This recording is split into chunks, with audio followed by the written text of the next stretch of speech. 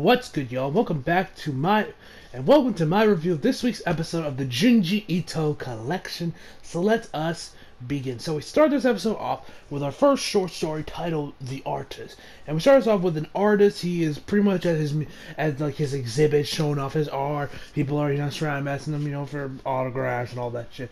And then this black-haired woman walks in, stares at one of his paintings, and he's like, Then walks up to her, they have some small talk, she talks, like, oh yeah, your painting of this model's pretty good, but if you use me, I'm sure it would be better. And that's kind of where that part ends, and then we get back to his place, where he's, working on the painting. He has his model with the same model that was in the previous painting. And, she walks in, her name is it's forgetting, it's like splitting my mind, it's like, I know it's with a T.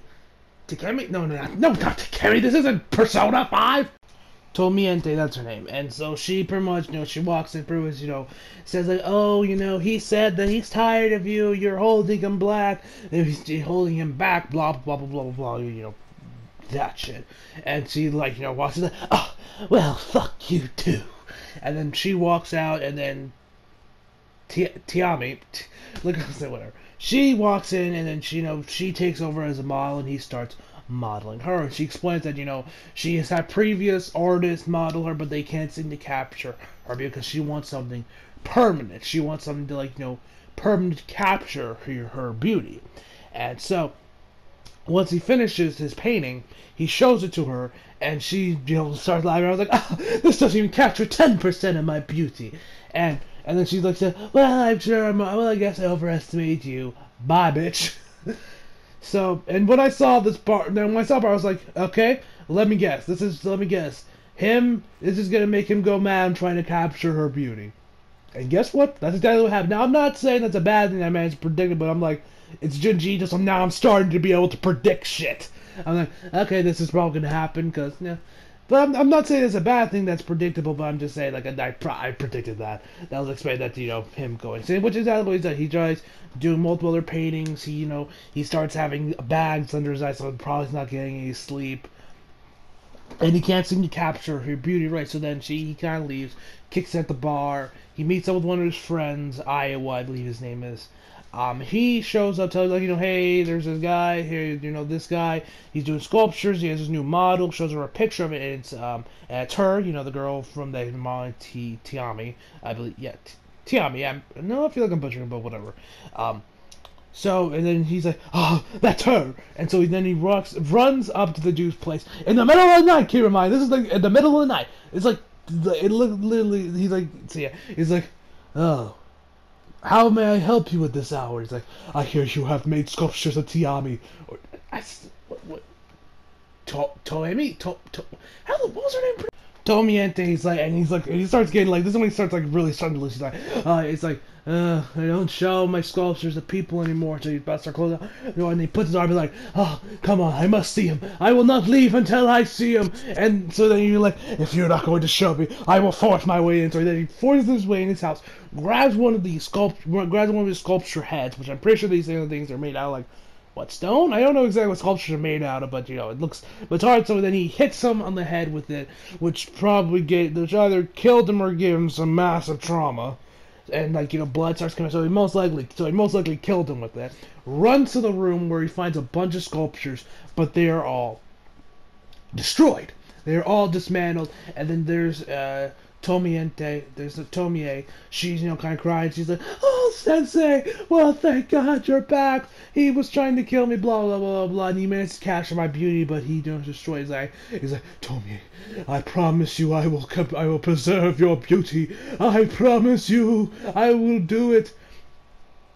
And so, after that, he comes back, he then brings her back to his place. He does another painting of her, and he shows it. This time, now the last painting was her, a portrait, but this time it was based off the photo he had of her, which actually she had a face, attached to her face in the photo. So that's kind of like the painting he drew this time. And she's like, oh, what is this? How dare you mock me? And he's like, what do you not like about my masterpiece? And it's terrible, blah blah blah blah blah. It's all that shit. And so eventually he straight up strangles her and then grabs like a butcher knife and starts chopping her down like Leatherface up in this motherfucker.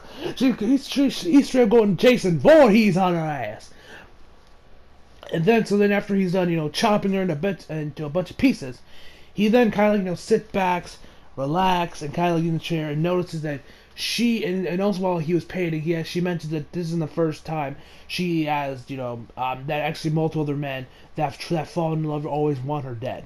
So, and then, so then she starts, like, regenerating herself, like, the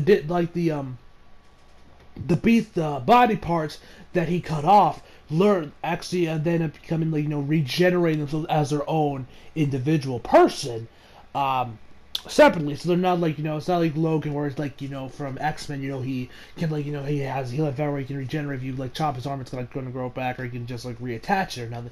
Now where, like, they essentially clone himself in a way, they're self-regenerate to a different whole new body. So yeah, and that's pretty much where the episode ends. So then we get to the second short story. Now this short story was actually really good. And also I've also noticed, and I also remember that actually Tomie is actually one of Junji's actually recurring characters. She has also had a couple short stories based off of her as well. So we might see her return. She does have a prominent part in the OP, so we may see her in another episode.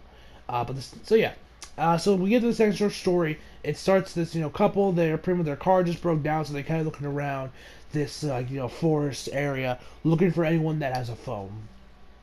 So they can call it probably like mechanic to, like, or somebody to, get their car fixed or something. So, and then he later finds this, a bunch of kids chilling at this building, and he, like, wants to, hey, you kids got any phone? They start giggling like, no, we don't got no phone. And so he leaves. They start walking through, and then, he notices the kids are following him. And he's like, hey, can I help you kids? Otherwise, we're moving on. So they move on, and then the kids start charging at him, straight up Naruto style. Like, not full on arms behind their back, flail, but they're like, it's like, you could tell that these guys probably have seen a few episodes of Naruto. So, and they're like, and they have, like, these, like, vines in their hand, and they kind of, like, hit his girlfriend or wife or whatever with them. Which actually lands on her neck and actually cuts her a bit. And so then the kids straight up, like, launch themselves at her and start sucking her blood. So yeah, these kids are straight up vampires. Well, I guess they're not technically vampires because this was broad daylight. And as we guys know, vampires can't last sunlight unless it's twilight where they sparkle. But, yeah. So I guess they're not technically vampires, but, they sucked her blood. Which then leads him to this village. Now, this village is like a ghost town, essentially. No one really there except for one person. He, like, invites him in, he asks, like, hey, can I borrow your phone? He's like, no, I don't have a phone. And he's like, it's getting pretty dark. Why don't you guys, stay here for the night. So so they kind of, go to sleep, relax. He pretty much, and then he starts, like, right before they go to bed, he's playing, like, about what happened before, like, when he was with his wife, and how, essentially, like, her blood wanted to leave her body. She had, like, these, essentially, like, I guess, vines or, like, plant-like, things, or I guess fungus-esque, like, fruits or whatever, growing out of her neck, and they pretty much, and they can actually, like, you could pick them off and eat them like actual fruits, like, tomatoes, tomatoes are vegetable. No, is tomato vegetable or fruit? Whatever. So, like, eat them like, you would pick up, like, say, tomatoes or stuff off, or corn off of, like, crops and such, trees, like, if you plant them in, say, a garden. And eventually she dies. We see her, like, her body decay, and, more and more and more as the time goes on. The like, vines or tree or, like, whatever you want to call them, grows bigger and bigger and bigger. So they go to bed. Our MC wakes up. He feels a little dizzy. Kind of searches around the house. Leads him to this room where there's a bunch of these plants. Which actually those plants, the fruit or whatever you want to call them, attached to them is actually blood, real, human blood, because all of the villagers that were once there are in this room where he did put some medicine or whatever. I don't think we got an exact reason how it works.